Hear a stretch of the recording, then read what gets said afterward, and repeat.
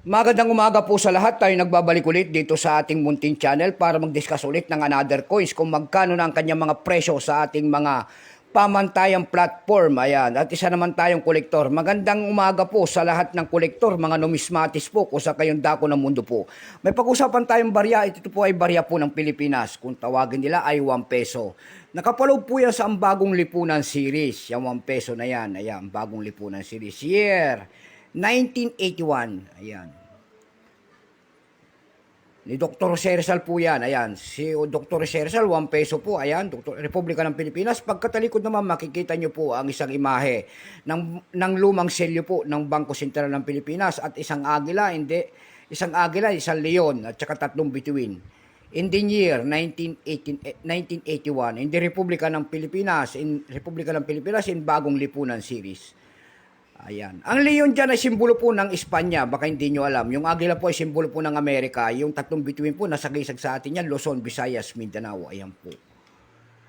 Titingnan natin ang kanyang mga presyo sa ating mga online selling. Ayan. Yun naman po, hindi pa po nakapag-subscribe dito sa ating munting channel. Anyayaan ko lang sana kahit malaking bagay na po ang yung magagawa. Sana kung makipindot naman po sana, maglalambing lang ang ating subscribe button, like and share kung gusto nyo ang ganitong mga topic po about coins. Ayan.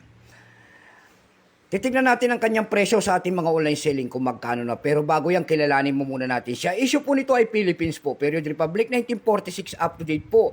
Type nito ay Standard Circulation Coins years, 1975 hanggang 1982. Value nito, 1 peso. Nakapaloob po yan sa ang bagong lipunan series. Currency piso, 1967 up to date po. Composition yan ay copper nickel, ang ginamit na materyales. Ang ginamit na materialis ay copper nickel. May bigat lamang itong 9.5 grams, may haba 29 mm. May kapal po namang 1.9 mm. Hugis po niyan, syempre bilog. Orientation ito ay medal alignment. Itinigil naman ang paggamit sa barya ng Pilipinas noong January 2, 1998. Number, NDAS 3745. Reference number KMDAS 290. Ayan, Coat of Arms of the Philippines. Ayan, Itong year 1981, ito po ay 25%. Kung ilang piraso naman ang ginawa ng Bangko Sentral sa ating hawak na barya, ito po ay 7,944,000 piraso po. May price na rin po yan doon sa ating numista kung tawagin ng ating mga kolektor. Ayan, yung kanyang fine ay 18, very fine ay 39, extra fine ay 49, almost uncirculated ay 58. Pasensya na kayo sa aking asawa at maingay, ang aking negrang asawa. Dako naman tayo sa kanyang mga presyo sa ating mga online selling tulad ng ebay.com. Ayan. Sa ebay.com po, mayroon tayong nakita nagbebenta doon ng rare coins daw ito. Nagkakalaga po ng $18. Nasundan po yan ng $8. Yung mayroon tayong nakita doon na $12.99.